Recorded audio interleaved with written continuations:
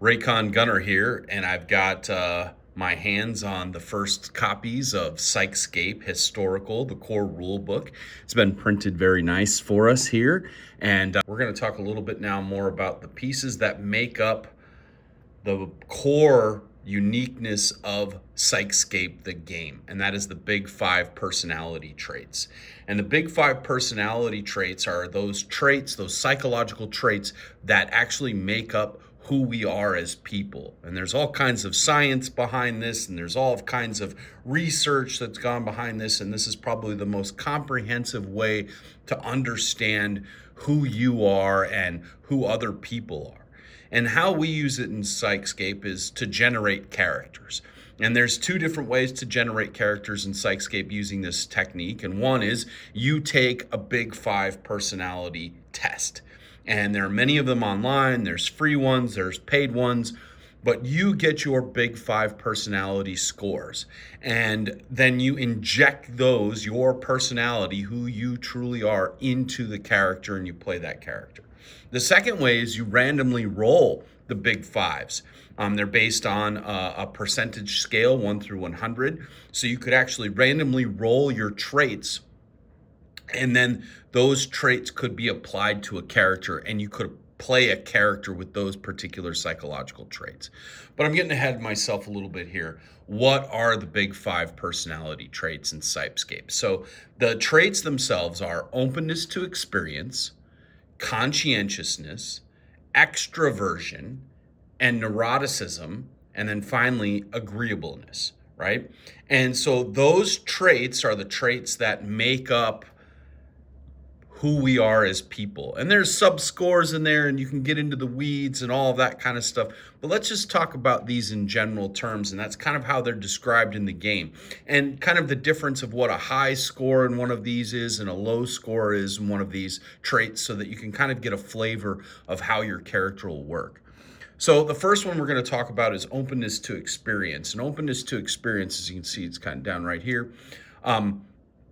Is a characteristic that character's level of creativity, curiosity, and willingness to explore new experiences. So a high score in openness to experience or openness, characters with this high openness are inventive and eager to dive into unknowns, whether it's learning an ancient language or exploring a mysterious ruin. They adapt quickly to changing scenarios and thrive in innovation. Right? Someone with a low score, right? Characters with a low openness prefer routine and the familiar. They are pragmatic and excel in situations requiring consistency and traditional solutions. So if you think about openness, it's like, are you the person when you go to a new place, you want to explore it and check everything out and try the food and meet the people and go to the places all around it? Or are you somebody who's going to be a little bit more reserved, stick around the hotel, maybe, kind of like wet your feet a little bit and slowly build up to it? You can kind of think of it like that way, right? The next big trait the big five trait is conscientiousness. Now, the description of conscientiousness is conscientiousness gauges a character's level of organization, dependability, and discipline. Okay, so organization, dependability, and discipline. So somebody with a high conscientiousness score, character scoring high in this is reliable, well organized, meticulous. It makes them exceptional leaders and strategists, and they excel in planning and executing complex missions, right? Somebody low in conscientiousness, character with low conscientiousness, may be more impulsive and flexible, often thriving in chaos where adaptability and quick thinking are key, right? So there's kind of a big contrast in there, right? Somebody who's high in conscientiousness is going to be more planning, more organized. They're going to be, thinking through all the possibilities, and they're going to be building contingencies into that. And somebody with a low conscientiousness score is going to be kind of a going with the flow type of person, right? All right, let's move on to extraversion. Description: the trait measures a character's sociability, energy, and comfort level in social situations, right? We've all probably heard about extraversion before. And so this is how you deal with people, or how you like relating to different people, right? So high score, high extroverted characters are charismatic, energetic, often becoming the heart of the party, or or a persuasive diplomat who can sway others with ease, right? So this is somebody comfortable talking to people and dealing with people and making people feel comfortable with the situation and comfortable with them, and they can be very charismatic, right? Somebody with a low, right, extroversion score are introverted. Introverted characters might prefer solitary adventure or small groups, excelling in stealth, research, or activities requiring concentration and solitude. Right, so they're the type of person who, you know, works better alone, or at least works better in small groups and needs that time to focus. Right, so those are the two contrasts there. Now, agreeableness. Let's get into agreeableness.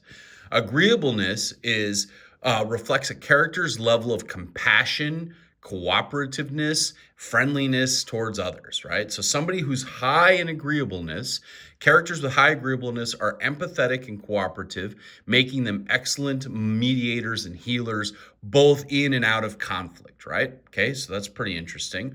Low agreeableness scores, characters may be more competitive or challenging, often thriving in roles that require independence and critical decision making. So again, very interesting there, very interesting. And you can kind of see and start to see now, as this picture is being developed, like how somebody with a high, say, openness score, a low agreeableness score, maybe a high conscientiousness score, maybe a low extroversion score, right, can all kind of like really make this character way more interesting and way more in depth, right? Now, finally, let's get into neuroticism.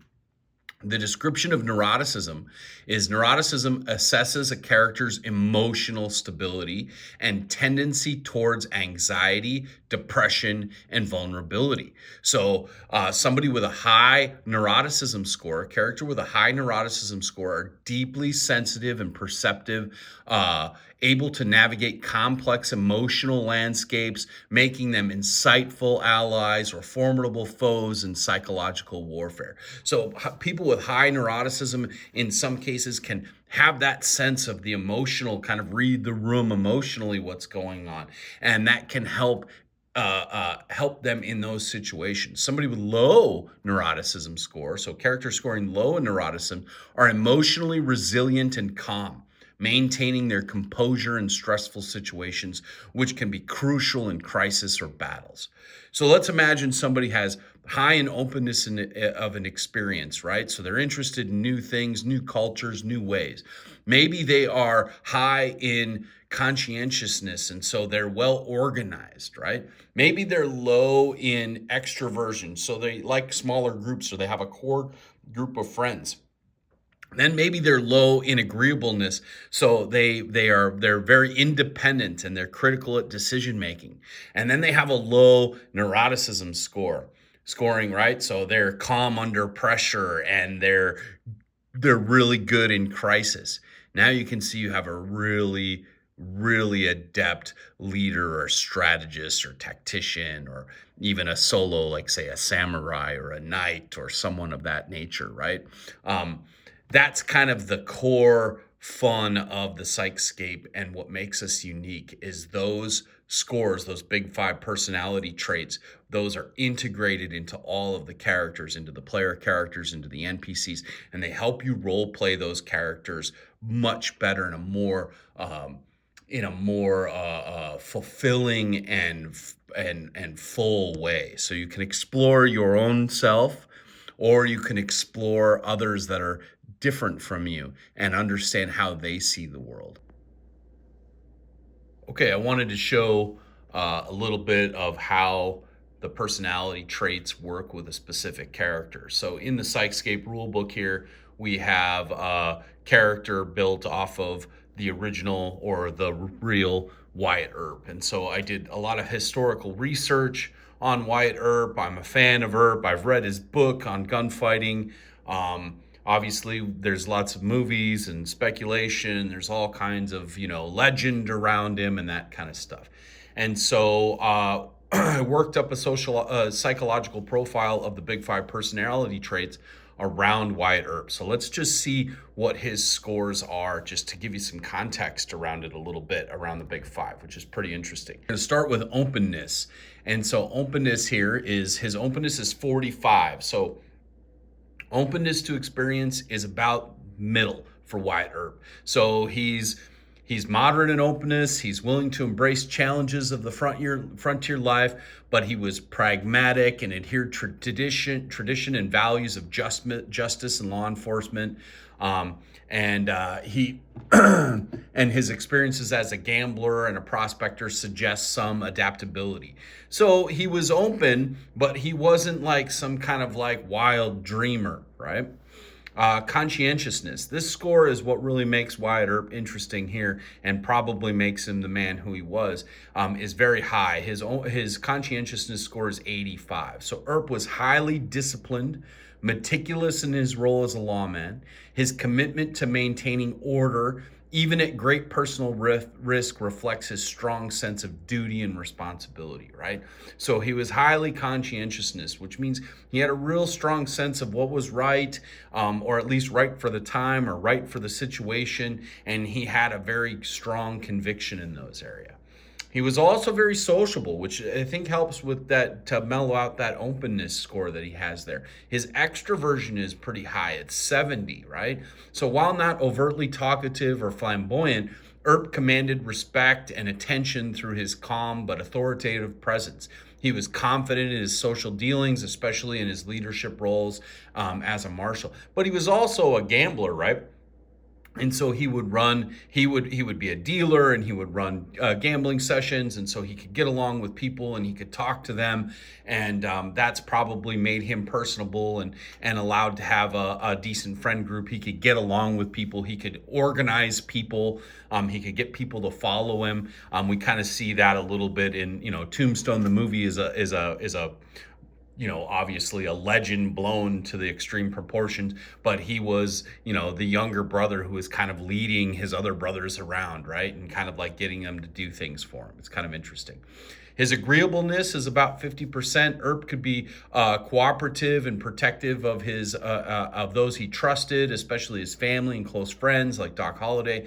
However, he's not above using violence and intimidation to get his way. So he wasn't like, he was kind of middle of the road. Like he could go either way. He wasn't like myself. I'm very low in in agreeableness. My kind of default with new people is no, right? I probably wouldn't make necessarily a good like dealer at the table and that kind of a thing. Like that's not my thing. He's also low in neuroticism, so known for his stoicism, his composure. Earp rarely showed signs of emotional instability. He maintained his calm under extreme pressure, or even in life-threatening situations. The OK Corral is a great example of that. So that's kind of like an overview of Earp. Now, obviously, we don't have Wyatt Earp to actually take the test himself. And so this was kind of gone through based on what we know about Wyatt Earp. And there's some conjecture in here. It may not be 100%, but it really gives us a good flavor of who Wyatt Earp is, and kind of the stories we've read and heard about him, and his own accounts of things. Kind of it all starts to line up, and so that helps with the path selection. So in PsychScape, we play with paths.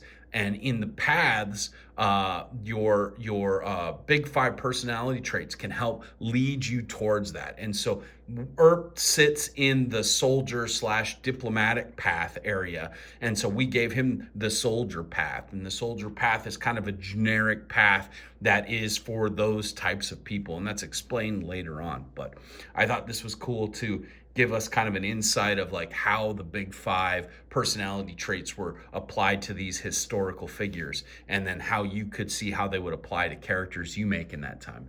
What would your gunfighter or your marshal, what would your big personality traits be? Okay, now let's talk a little bit more about how the big five personality traits work with some of the mechanics in the game. So, like most traditional TTRPGs, we have ability scores, right? You have strength, intelligence, instinct, agility, endurance, personality, and we have also spiritual strength in the game, which I'll talk about in another video. And these are all based on a score of basically 0 to 100. And so the higher the score, the more you have in that ability, and the more of that helps affect your skills and your sub skills. But the big five personality traits influence these scores, especially during character generation, to give us bonuses or minuses towards certain traits. And they help not only help you choose what path you should go down, but also they help you see how it adjusts your scores. So, for instance, someone with high openness is going to get a +10 bonus to their intelligence. That means they're open to new experiences, they're open to learning and trying new things. So that boosts their intelligence score by 10. Somebody with a high conscientiousness is going to have a higher endurance, meaning someone with a high conscientiousness, they're going to take care of themselves. They're going to be eating properly. They might be working out properly. They might be doing the things that keep them healthy. They're thinking about those things in their lives.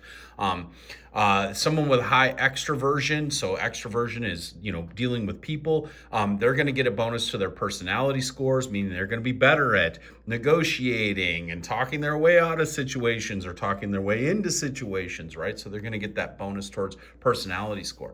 Somebody with high agreeableness is going to get a +10 to their spiritual strength score. That means they're going to be open to seeing people from an emotional standpoint, and they're going to be able to relate to them a little bit better, and that's going to give them a bonus when they're dealing with that spiritual strength aspect of it, and comforting people and praying for people and all that kind of stuff that works into that mechanic.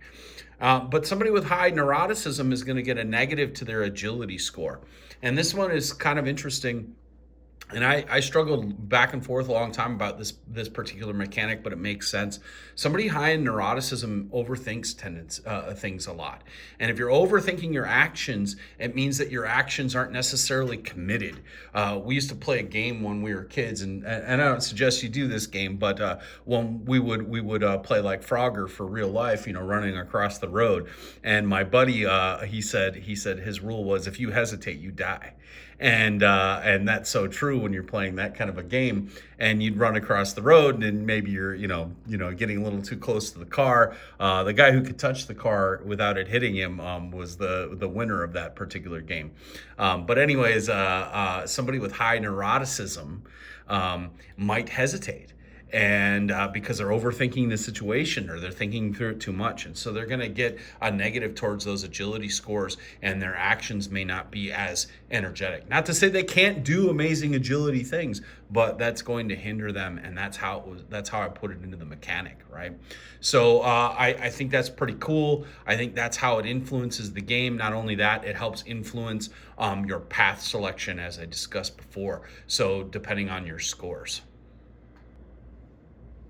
Okay, the last thing I want to talk about for the Big Five, and there's more to it, obviously, but the Big Five are also used to help round out a character's background and help you develop those background stories and help you develop how that character sees the world in a more in-depth way, which I think is very important.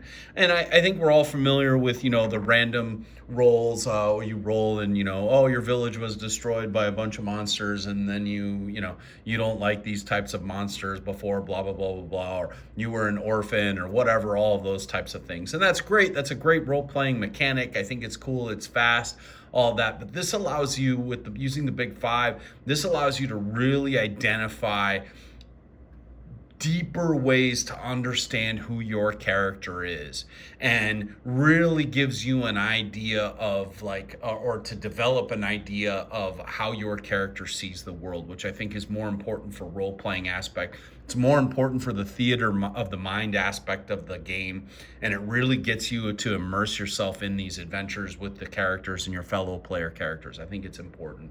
And it's great for Legend Masters too, because they can really intricately detail the mind and the ideas and the thoughts behind their antagonists in the story and what their motivations really are. So I think that's really great. I call this a chart, but it's not really a chart. It's more of like just an organic process that helps guide you into building your characters out. So, for instance, if you're high in openness, your character has you're a curiosity magnet, meaning you're irresistibly drawn to the unknown, privy to secrets, mysteries, and ancient lore, right? So you're a seeker, you're somebody out checking out new things. However, there's a shadow side, and the shadow side we'll explore in other books, but if you're familiar with Carl Jung's work, the shadow is a big part of who we are. And so I injected this to help round out the characters, just kind of give you an idea. But the shadow side of this, the dark side of this, is you overlook or even despise the familiar, possibly alienating traditionalists, right? So you might say, that's old hat, and you want to look towards the future, and you're throwing away those traditions. And so your challenge would be to discover the value in some of those traditions and learn to blend the old with the new, right? So that's a challenge. Now, these aren't hard rules. That's just one way you could approach that particular thing. Now, let's think about it if you're low in openness, right? So if you're low in openness, you're a keeper of traditions. You find solace in the age-old ways. You take pride in upholding customs and rituals, right? Your shadow would be the resistance to those changes that may bind you or bind you to from new possibilities, causing others to see you as outdated, right? That could be it. And your challenge could be to open yourself to one new experience or idea that goes against your norm and grow from it. So think of it like that. So instead of your character, your challenge is to take revenge on the people who destroyed your village or the monster that destroyed your village, your challenge in this game could be more internalized, right? It could be your character clings to these traditions, or your character throws out all of these traditions, and their challenge is to see the value in those traditions, to see the value in what was going on with the old and how it can be helped in the new way, right? Or vice versa. That's pretty an interesting concept. It's not just so much plot based. It's really character based, and it's really psychologically based. And you get to define what that new thing is that you might be able to accept, or you might you can define what that tradition that you think is valuable that needs to come with you into the future, in that sense. Let's take on another one here. Let's do neuroticism, right? So neuroticism. So if you're high in neuroticism, you're a storm bearer, right? Emotions hit you hard, much like a tempestuous storm. At times, this intensity can be overwhelming. So you're hit hard by your emotions. You feel strongly, right? Sometimes all the time, right? Your shadow, if you're high in neuroticism, your heightened emotional state may cause frequent mood swings, creating unpredictability. All right, so you're unpredictable. No one can know what you might do from one moment to the next, right? So the challenge for a character like this would be to find an anchor, find a way to ground yourself during intense emotional periods, allowing you to navigate the storm within, right? Pretty cool. Now, if you have low neuroticism, right, we labeled this one still waters, right? So still waters is emotionally rarely disturbed. Your calm exterior makes you a beacon of stability for many. Now, I'll just reveal something about myself here. My neuroticism is extremely low. It's exceptionally low. It's like a 9 or something like that out of 100. So that meaning that in a room of 100 people, there's only 8 people who are less neurotic than me, right? Everyone else is higher in neuroticism, right? So I would be considered a still water, so to speak. My shadow, this stoicism, can be perceived as a detachment or indifference, leading others to believe you lack passion or care. Yeah, it can. It can be. When somebody's talking about something that's going on in their life, especially, somebody like on the tertiary of my friend group or or the people I work with, I may not care.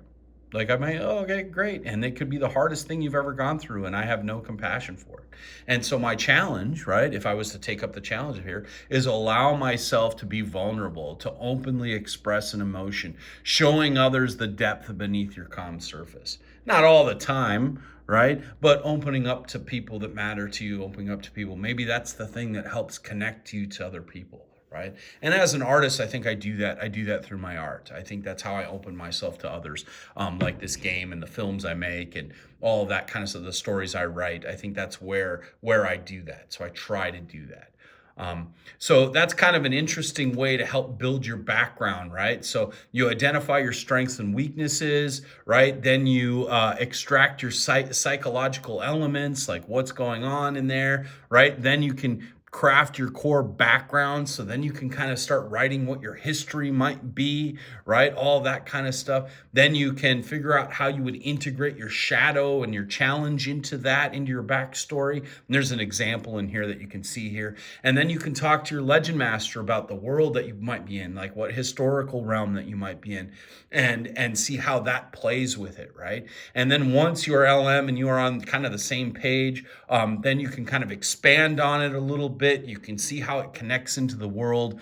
And then as you play the character, you can revisit and evolve these things as the things that happen in the game. Your characters are dynamic. They are not static, right? A static character is like a character on Seinfeld's is a great example of a static character. Kramer is Kramer, Seinfeld is Seinfeld, Elaine is Elaine, George is George. Through the whole thing, they barely move at all. They're that same archetype through the same thing, right? Breaking Bad is a dynamic character. Walter White changes from the beginning to the end. He is not the same character in the story, right? And so in PsychScape, we're interested in dynamic characters. Not all of them will be dynamic. You don't have to play it that way, but you can see that can your character can change just like you over time and through experiences.